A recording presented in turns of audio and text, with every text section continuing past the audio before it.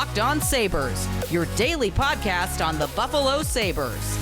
Part of the Locked On Podcast Network, your team every day.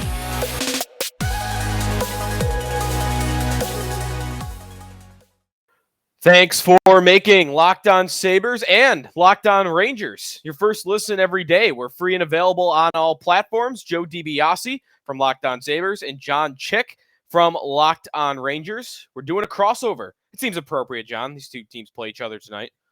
Yeah, it's always a pleasure, Joe. You know, we've done a couple of these in the past. I know we've previously talked about hypothetical Jack Eichel trade packages. Of course, that's the trade that's never going to happen now. But, yeah, it's always a pleasure doing these crossover episodes. And, yeah, definitely looking forward to this game here between the Rangers and the Sabres. Definitely. So Friday night at 7 o'clock. I've got odds up on that game that we can talk about a little bit. We're going to kind of go through both teams and how their seasons have gone so far. We're almost going to kind of interview each other. I mean, that's the crossover. We'll take turns going back and forth for both of our listeners. Not nothing Jack Eichel really to talk about, but I know you wanted to talk about it, so you want to get that out of the way first? Probably seems yeah, right. I figure, you know, we've both actually spent a lot of time, you especially, you know, talking about the idea of Jack Eichel maybe coming to the Rangers. Of course, he's instead traded to the Vegas Golden Knights, but to just kind of put a bow on this thing once and for all, you know, and I'll just kind of remind everybody listening, I'm sure Sabres fans know, but it ends up being Jack Eichel in a third rounder, going to Vegas for Peyton Krebs, Alex Tuch, and a first rounder and a second rounder. Joe, do you think that was fair? Do you think the Sabres got more than they could have hoped for? Was it not enough? I mean, just give me a feel once and for all how the Sabres ended up doing here with this trade. I gave them, at the time, I think I gave them a B, and now I'd probably give them a B. Maybe I'd be fading a little bit more towards a B minus. It's not the Ryan O'Reilly trade. Like, if I'm going to give them anything for that, it's not the Ryan O'Reilly trade where they were unable to get a team's best prospect. In fact, in the O'Reilly trade, they were unable to get the team's first, second, or third best prospect, which is amazing. Now we're looking back more favorably on that trade because Tage Thompson has suddenly become like a legitimate NHL player. So because they were able to get another team's top prospect in Peyton Krebs, they were able to get the first round pick. And then the cap dump part of it was something that I think we were anticipating the whole off season would be somebody that would just provide no value to the long term of this team. Whenever we talked about the Ducks, for example, it was always Adam Henrique, who's 34 years old, and you know he's not gonna do anything for a team that's rebuilding like the Sabres. The Flames, whenever we talked about them, how do we make the salary work? Well, we're going to take Milan Lucic back. And same thing, like you're just taking it for the salary. He's not giving you any real value towards your rebuild. But the Sabres were able to get a guy to help even the salary in Alex Tuch while also provide some value going forward because he's only 25 years old. He's also not a crazy high cap hit, $4.5 million or whatever he is.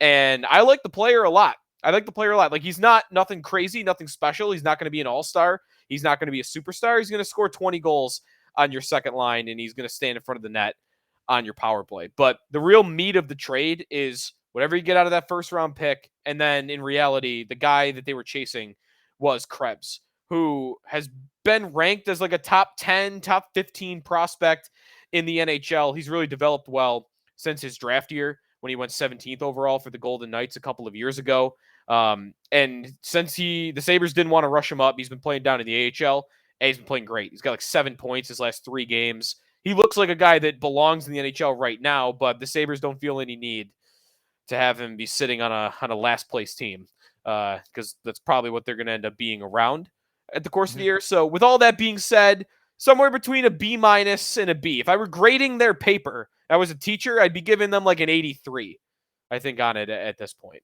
Yeah, that sounds about right. And, you know, I think an underrated aspect of this trade, too, and a reason why it was good for Buffalo, just the very simple fact that they don't have to retain any of Eichel's salary because, you know, you go through all these different trade hypotheticals, whether it's the Rangers or the Knights or the Flames or the Ducks or wherever he was going to end up going. And there's all this talk about, well, the Sabres can maybe pay part of his salary. Correct me if I'm wrong here, Joe, but I don't think the Sabres are in a position where they want to be paying somebody money to not play for them. I mean, no, that's right. Yeah, and some of that is personal. I think a little of that is absolutely personal because that could have helped facilitate a trade, but there's 2 different ways of looking at it. One is, yes, you don't want to be maintaining or retaining salary because there's still 6 years left on that contract. Like 6 years from now, you want to be paying multiple millions of dollars to a player that hasn't been on your team in 6 years? That doesn't sound all that interesting. And I think a lot of it was personal. Like the more and more we went about this process, I blame the Pagulas, Kevin Adams, the Sabres front office. I criticize them heavily for the idea that you made this personal because he didn't want to be a part of a rebuild, and you took it out on him via the surgery. That's more and more that's what it sounded like. Is the reason they gave him such a hard time on the surgery and just refused to let him get the one that he wanted was because they were PO'd at him because he didn't want to be a part of this rebuild. And in my eyes, I think, how could you blame him? He's 6 years into his career. He's going nowhere, and you think he's going to be sold on, well, we're going to go to the bottom for 2 more years and we'll come out of it in 3 years and maybe be good. By that time, he's 28, 29 years old. His prime is half over, and his career's half over. How could you possibly think he was going to be on board with that?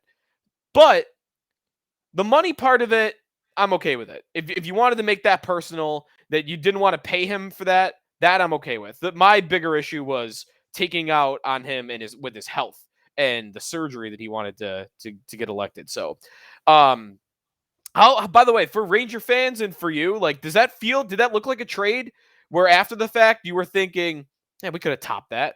Like, that's the trade. That's all it took. Maybe a little bit, but I think the biggest concern for myself, and I think from a lot of Ranger fans as well, is taking on that contract. I mean, $10 million, that's no joke. I understand he's a heck of a player, but he does have the neck issue. And, the Rangers, I think they're in a spot right now where they're so young and they've got so many guys that they've drafted that are homegrown. Eventually, these guys are going to need to get paid. I mean, we saw them do a long-term extension with both Adam Fox and Mika Zibanejad in the offseason.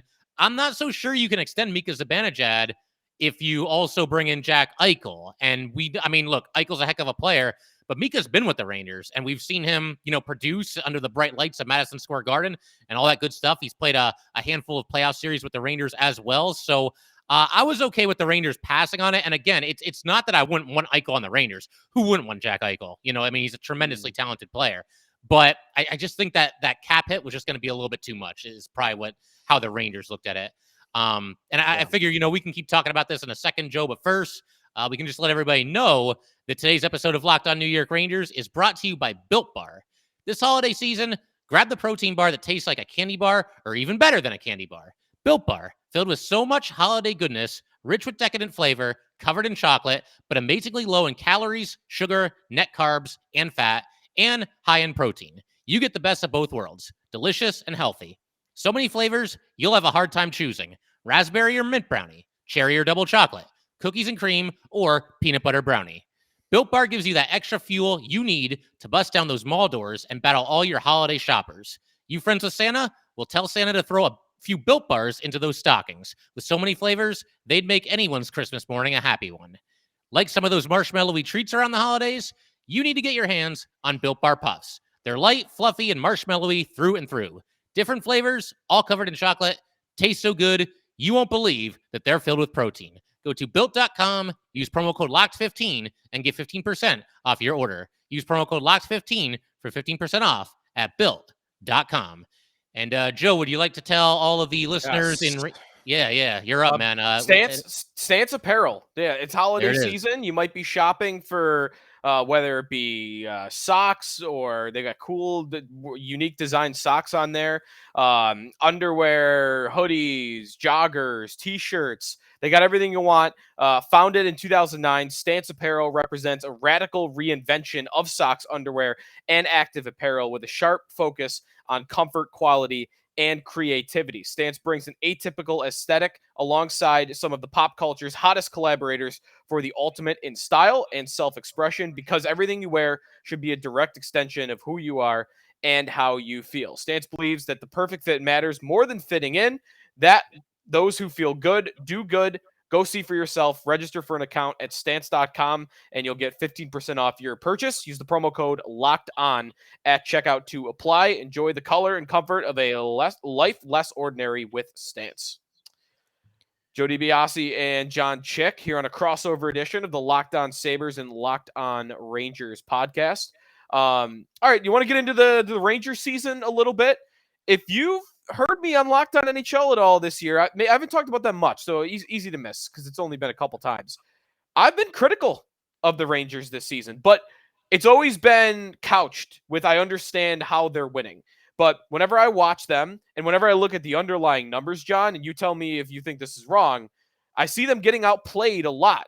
Like when I look at the expected goals for, when I look at shot attempts, when I look at the high danger scoring chance totals, they're always near the bottom of the league. But where are they number one? Like in net. And I don't know, is that how their season's gone to you? Is it Shesterkin has kind of put them on their back and said, I got this, we're going to be a playoff team? See, for the first half of the season, I believe the Rangers have played like, I don't even know how many games. We're getting into the 20s now, though, and we're past the quarter mark of the season. For the first half of this season, I would definitely agree with everything you just said there. I think there was certainly an over-reliance on Igor Shesterkin to more or less just save their bacon every single night. I mean, they were winning some games at the beginning of the season that I will tell you, Joe, they had zero business winning. There was one in particular that really stood out in Toronto. I don't know if I've ever seen the Rangers get outplayed so badly in a game and still end up with a win. They win that game 2-1 in overtime. Just a wild 3-on-3 overtime period. But Igor Shesterkin was absolutely sensational and really the only reason that they even got to overtime, much less actually won the game. I do think recently, though, and, of course, they've now won 11 of their last 13 despite this most recent loss to the Avalanche. I do feel like the rest of the team has kind of caught up a little bit. You've seen guys kind of rounding into form, playing to the back of their hockey card, so to speak. Artemi Panarin looks like he's in MVP form. Adam Fox, I mean, he'll be right there in the Norris Trophy mix as the season progresses. And this has become a more physical team, and that was kind of their MO going into this offseason. They really wanted to load up on guys that brought size, toughness, physicality, grittiness, use whichever adjective you want to use. But, Joe, the kind of players I'm describing there. And I think they've done that, and I think it's been a really nice compliment to the skill players that they already had in place there. And the fact that Chris Kreider is having this out-of-nowhere career season by all measures, that's fantastic as well. It was hard to see that coming. He's somebody that is a good player, but consistently inconsistent over the years, and they're getting a heck of a lot out of him right now. So it's been a lot of fun, and like I said, I do think the rest of the team is kind of caught up to Igor a little bit as the season has progressed here. And yeah, so Kreider, by the way, I didn't even realize this. He's third in the NHL in goals right now with 17. He's tied with Austin Matthews. And I mentioned that they've been lagging behind in like the like some of the advanced metrics. Expected goals for, and like this actually maybe like I'm glad you mentioned how much better they've been lately, because I just been looking at like, okay, they're 24th on the season in expected goals for, and that kind of matches how I looked at them earlier in the year. But when you said that, I'm like, all right, let me look. First month of the season versus the second month of the season. First month of the season, and this is only looking at expected goals for, and there was like a million other metrics. They were second last in the NHL. Only Chicago was worse. The last month of the season, they're eighth. They're eighth in the NHL. So that kind of matches what you just kind of went through, I think. Yeah, I think so. And I mean, a big part of that too, I think, is the power play has finally stepped it up. When you can roll out a first power play unit of Panarin and Zibanejad and Strome and Kreider and Fox, you should be scoring some goals. Yeah. And at the beginning of the season, I was only half joking on my show when I mentioned that, I think the only way this team can score on the power play right now is a Kreider tip-in goal. He's got a ton of those to start the season. I mean, of the 17, I would bet probably 12 of them are tip-in goals right in front of the net there. And a lot of them are on the power play as well. So that they've kind of rounded into form in that area of the game. And like I said, guys just kind of rounding into form. But, even though they were winning kind of ugly at the start of the season, I do think there's something to be said for just finding a way to get it done. And yeah, they relied on Igor Shesterkin a lot. But as we all know, the goalie is the most important position out there. And, Ranger fans don't have to apologize for having a great goalie on our team. He keyed a lot of those wins, and, we're glad that we have him. But, Joe, I did want to ask about the Sabres as well, because, at the beginning of the season, they were pretty competitive, kind of middle of the road as far as the standings. And obviously they've been scuffling a little bit lately. Is there anything you can point to, anything they've gotten away from here that, they were doing a little bit better at the start of the season when they were winning some games, and that they're just kind of tailing off there now? Is there anything that you can kind of put your finger on? Yeah. It really, the number one thing, really everything has kind of come back down to earth a lot, because especially the first like 3 weeks of the season, they were good. They were winning, and they were doing it legitimately. Like when you compared how they were playing in the first 3 weeks of this season to that 10-game win streak they had 3 years ago that launched them to first place in the NHL, it was two completely different ways. Like this year, they were legitimately outplaying teams, whereas that win streak 3 years ago, they were just kind of grinding it out. They were getting to overtime. They were getting to shootouts. They were scoring on the power play. But at 5-on-5, they hadn't been that strong a team. This year, that was different. 5-on-5, they were crushing teams the first couple weeks of the season. And I think in the back of every Sabre fan's head, they knew that wasn't going to last. Now, maybe we thought that when the regression came, that the middle ground would be a little bit better than it's been, because they have gone from looking like a playoff team to, we were hoping they'd be like a playoff bubble team, maybe at best, and now they look like the worst team in hockey. And some of that is in net. And that's really kind of out of their control, because the guys that they started the season with, like, they were doing good. They were doing fine. Like Craig Anderson, I know he's 40 years old and he didn't hardly played last year. He was dynamite in the first month of the season for the Sabres, and he's injured and it's lingering. And with him being as old as he is, I'm not sure he comes back. Like, his career might be over. For him, think about it. If you're Craig Anderson, you, by the way, had already retired. Like, the Capitals had announced it before the Sabres drew you out. And I would imagine, by the way, the only reason that happened was, how'd they sell him on it? Craig, you come in here. You're going to be our starting goalie for the first 50 games of the season. You're probably going to, if you play even decent, you're going to get traded to a contender for a 5th-round pick that we're going to get. So you're going to give us a goalie just to get through the season. We'll get us some mid-round pick for you, and you can go sit on the bench and take one last chance at a Stanley Cup.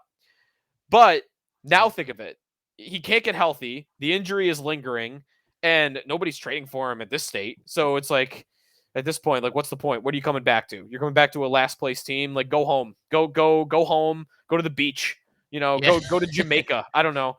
Enjoy the fruits of your labor there, you know? So him missing and not really seemingly coming back anytime soon, they haven't been able to replace him, because Dustin Tokarski, who hasn't been an NHL goaltender in 7 years, he was playing way above his pay grade as their starting goalie. Now he's on the COVID list, so he's not even in there. Aaron Dell, who hasn't been an NHL goaltender in 3 years, he does not belong in the league. They don't want to bring up Ukko-Pekka Luukkonen, their star goalie prospect, because he's playing in Rochester. So they trade for Malcolm Subban, again, just like a guy to get them through, because they're letting in like 7 goals a night. That's not an exaggeration. They've lost 7-4 3 times in the last 2 weeks. Like, that exact score. They've lost 7-4. Wow. So it's like, all right, let's bring in Malcolm Subban. We need anybody. We need an NHL goaltender on any level. He comes in, plays 2 periods, looks all right, and gets hurt, and he's out. And we're back to Aaron Dell. So I would say what's the biggest reason that they have kind of tanked way down the standings and they can't win games is they legitimately don't have an NHL goaltender on the roster right now. Yeah, I was looking at the stats earlier today, and of course, I was actually going to ask you about the Malcolm Subban trade. I think that pretty much covers it, but it's just crazy that, again, barely a quarter of the way into the season, we've already seen 5 different goalies step between the pipes for the Sabres. That's just wild. And I figure I got to get your opinion on the whole Jacob Trouba situation, because I figure you're kind of an impartial party here. But first, let's tell everybody about BetOnline.ag. BetOnline has you covered all season with more props, odds, and lines than ever before as football season continues the march to the playoffs. BetOnline remains your number one spot for all the sports action this season. Head to our new updated desktop or mobile website to sign up today and receive your 50% welcome bonus on your first deposit. Just use our promo code LOCKEDON to receive your bonus. From basketball, football, NHL, boxing, and UFC, right to your favorite Vegas casino games. Don't wait to take advantage of all the amazing offers available for the 2021 season. BetOnline is the fastest and easiest way to bet all your favorite sports. BetOnline, where the game starts. And Joe, as I mentioned just a second ago, man, again, you're an impartial party. You're a good person to talk to about this. Jacob Trouba has been getting some attention, going viral, so to speak, for these 2 bone-jarring hits that he's put on Kyra of the Blackhawks and then, of course, McKinnon of the Avalanche. Your thoughts on these hits, because it's generating a lot of attention right now. So the Kyra one, like, it's such a bad result. Like, he's hospitalized over it. He's like, he's out cold right away. Now I don't know. And the other one was on McKinnon, right? Yeah. So the thing that I saw in both hits was that the guy kind of had his head down. He's got his elbow tucked in, so elbowing's not a problem. He doesn't launch, especially on the McKinnon one. His feet don't leave the ice. Now, there's head contact on both. There's more so, I think, with Kyra than McKinnon. I mean, those are just plays that I think are kind of going to happen in the sport. I don't know how you take those out. It's a bad result, and you know what? Because you want guys to be extra careful, I'm okay with giving them a penalty on plays like that. The Kyra one, I don't know. I was gonna say I wonder if you suspend him for one game just because of the result, but I don't want the league to act that way. And the McKinnon one, absolutely not. The McKinnon one to me is like the original contact. I'm even watching it right now. The original contact that he makes with McKinnon, he's center of the chest. Like that's just him being tall. Yeah. That's him just being tall. So I don't know what you want him to do. So again, a bad result, and I'm okay with giving penalties on those plays, but I don't think either one are suspendable, in my opinion. Yeah, I don't think so either. And I try to be as unbiased as I possibly can. I try to think like, okay, well, if somebody on the Blackhawks did this to somebody on the Rangers or somebody on the Avs did this to the Rangers, how would I feel about this? Would I be yelling for a suspension? I honestly don't think that I would. Again, they're clean, good, hard hockey hits. It looks like it's pretty much shoulder to chest on both of them. I will say this, and it's a point that I made last night talking to the Locked On Avalanche guys. I also don't have an issue with the Blackhawks then challenging Trouba to fight and then the Avalanche doing the same thing because that's just kind of the code of hockey right now. That's how it goes in this league where if you lay somebody out and they're getting stretchered off or you lay a big hit on the star player like McKinnon is, you're probably going to be a marked man for the rest of that game at the very least, if not the rest of the season, if those two teams play each other again. So I'm fine with that. And it's kind of interesting because I saw this stat today. Jacob Trouba 2 straight games with the Gordie Howe hat trick, and I think that's only the second time that's ever happened in the history of hockey. So that's pretty wild. Who was the other one? Do you know who the other person was that did it? Oh man, I had it in my phone. Let me see if I can pull it up. I'm 99% sure it wasn't Gordie Howe because I think Gordie Howe only had like 3 in his entire career. No, it wasn't. It was Doug Riesbro of the Montreal Canadiens in February of 1975, the 15th and the 16th. Not a clue. Never heard that name in my entire life. Although I might look it up now. I've got one more Rangers question for you, and it does tie into the Sabres.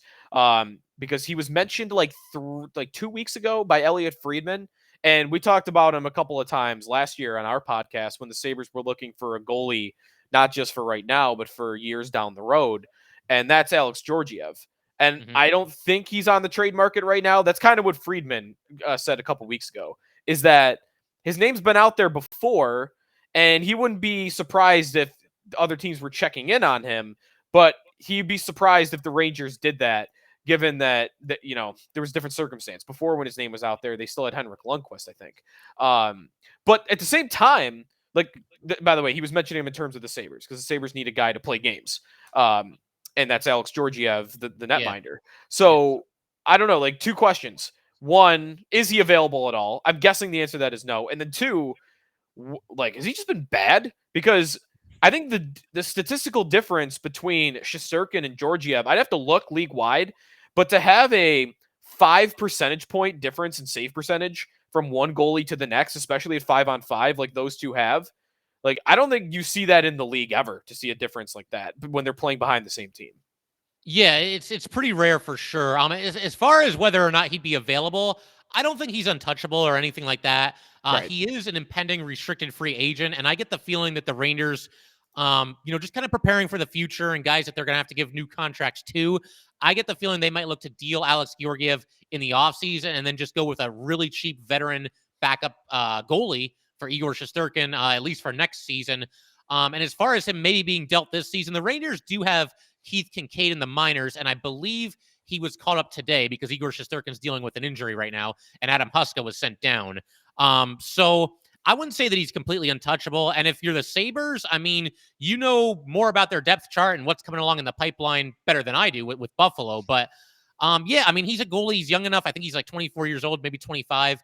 And, you could probably have him for not a whole lot, maybe worth a little bit of a roll of the dice, especially when you consider that you probably wouldn't have to shell out a ton of money to him. As far as him being traded, his name and I think Philip Heedle's name probably come up as much as any other player on the New York Rangers. Certainly they're not going to force it. They're not going to force a trade and we got to get rid of this guy.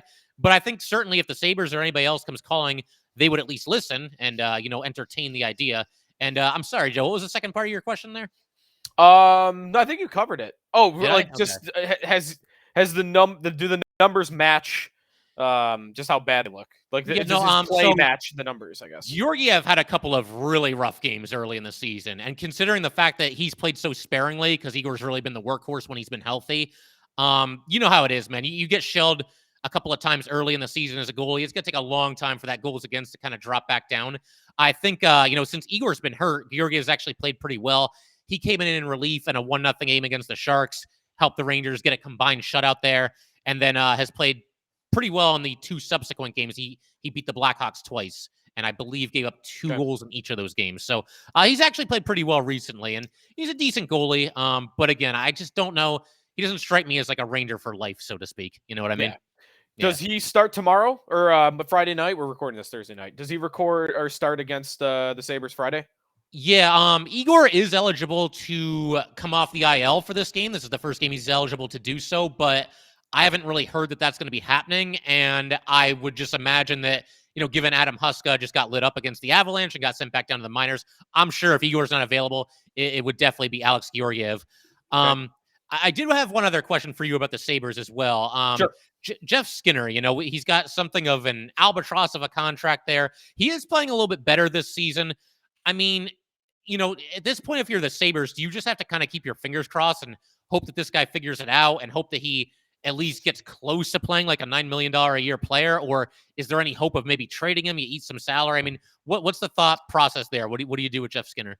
I don't think trading him is anywhere near the realm of possibility. One, right, because I think the contract is completely untradeable.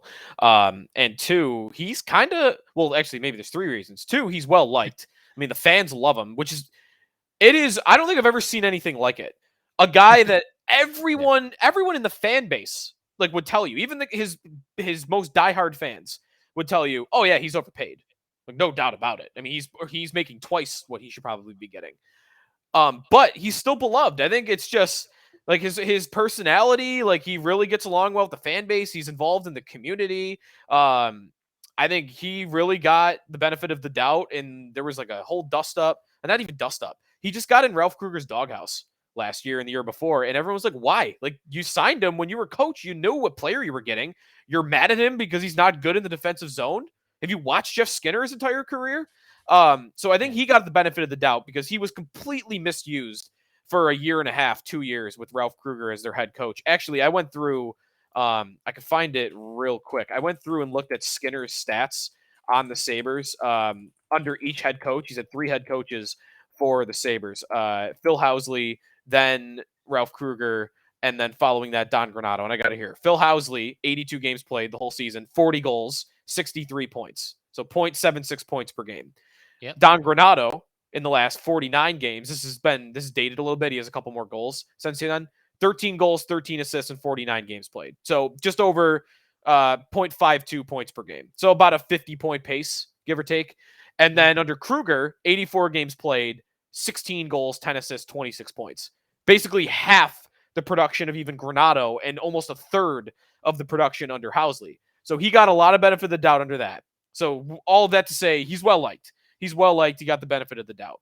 The third thing, though, is they need the money.